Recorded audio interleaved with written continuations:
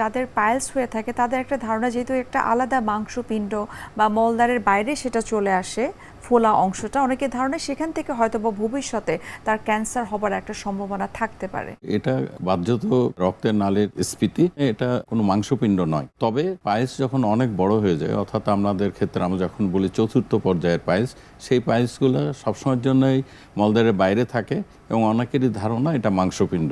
সরাসরি পাইলস থেকে ক্যান্সার হওয়ার সম্ভাবনা খুব কম এবং আমরা সাধারণত এই ধরনের দেখি না। তবে অনেকে হয়তো পাইলস মনে করে যে রোগটা চিকিৎসা নিচ্ছেন সেটা হয়তো আদৌ পাইলস নয়, আগের থেকেই হয়তো এটা কোনো অ্যানাল ক্যান্সার বা রেকটাল ক্যান্সারের বিস্তৃতি হয়ে মলদ্বারের কাছে এসেছে। সেই ক্ষেত্রে এটা তো অতি অবশ্যই অন্য একটা রোগ এবং এটা অবশ্যই পাইলস নয়।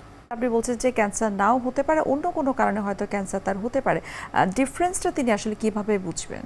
এক্ষেত্রে আমাদের প্রথমে জানতে হবে পাইলসের লক্ষণগুলো কী এবং পাইলস হলে সাধারণত রোগী কি কি সমস্যা নিয়ে ডাক্তারের কাছে আসে। পাইলস সাধারণত ব্যথাহীনভাবে রক্তক্ষরণ করে থাকে এবং উপরন্তু এই পাইলসের কারণে মলদ্বারে স্ফীতি থাকতে পারে, নাও থাকতে পারে।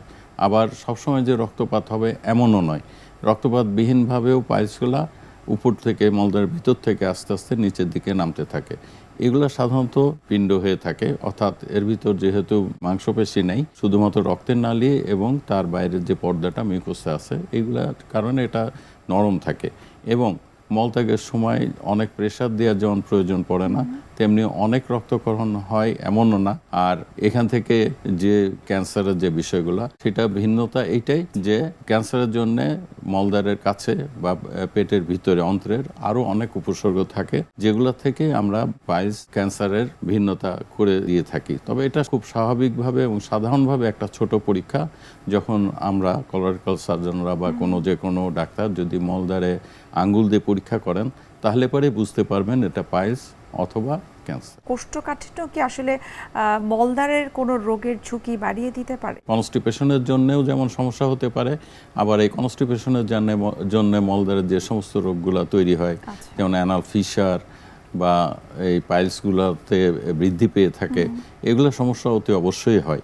তবে কোষ্ঠটা যদি আমরা স্বাভাবিক রাখি, অর্থাৎ আমাদের মলত্যাগগুলি যদি সহজ থাকে, তাহলে পরে এই সমস্ত রোগের উপসর্গগুলো যেমন কম থাকে, তেমন এই সমস্ত রোগের জটিলতাও থেকেও আমরা মুক্তি পেতে পারি। সুতরাং আমাদের উচিত সবসময়ের জন্যই মলটা যাতে সহজভাবে ত্যাগ করতে পারি, অর্থাৎ কোষ্ঠকাঠিন্য না থাকে, সেদিকে লক্ষ্য রাখা।